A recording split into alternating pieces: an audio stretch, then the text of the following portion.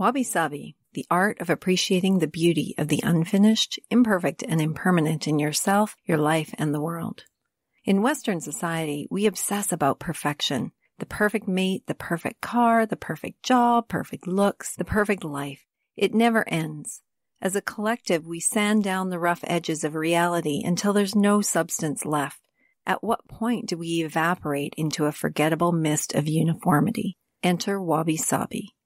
Put simply, Wabi-Sabi is the Japanese idea that true beauty exists only in the imperfect, impermanent, and incomplete.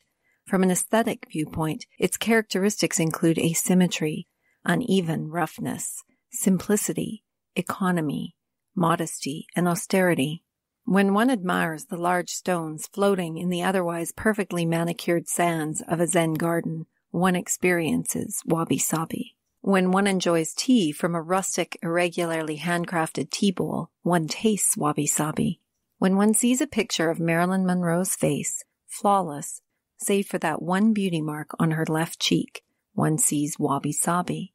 It's that thing not quite right that somehow brings it all together in a unique, beautiful experience greater than the sum of the parts. But Wabi-Sabi speaks to something much more profound and fundamental than aesthetics. It gives insight into the wisdom of nature and the creative power at the core of life. Throughout nature, not only can imperfection be part of the unique beauty of something, it often also spurs the very existence of the system to begin with. When scientists began modeling the evolution of learning with mathematical models called neural networks, they discovered that homogeneity led nowhere across generations. In short, a system that is too perfect eventually collapses. It lacks the resilience and evolutionary building blocks to withstand uncertainty. Introduce a random stress, however, and magic, specifically learning, happens. As scary as it might feel when we introduce or allow for imperfection, systems evolve and flourish. Wabi-Sabi is the grain of sand that irritates the oyster to create the pearl, the conditions that make every snowflake unique, and the discontent that drives the maverick techno-evangelist to push the world to think different. New businesses and industries are formed to address an economic imperfection. Remove the imperfection? No business. In reality, then, everything we know and all that we are is the product of Wabi-Sabi. The perfection of nature is found only in its imperfection. There is no evolution without adversity.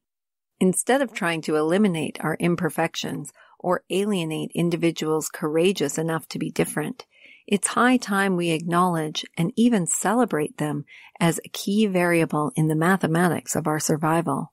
Perhaps most importantly, it is time to stop focusing only on survival, for this is where the deeply ingrained fear of our imperfection and our brokenness come from.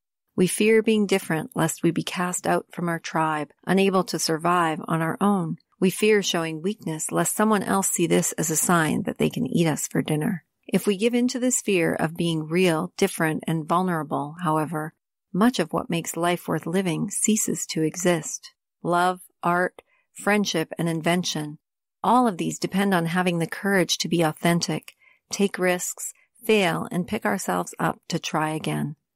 The pages that follow are an invitation to you to step beyond surviving and contemplate what it means and what it takes to truly thrive in your life and work. The chapters do not need to be read in any particular order. Look at the table of contents, pick any chapter title that calls to you, and start there. Jump around, read, and reread again. Notice how your relationship to the words and yourself changes. Last but not least, give yourself permission to see the beauty of all that you are and find the courage to share it with the world.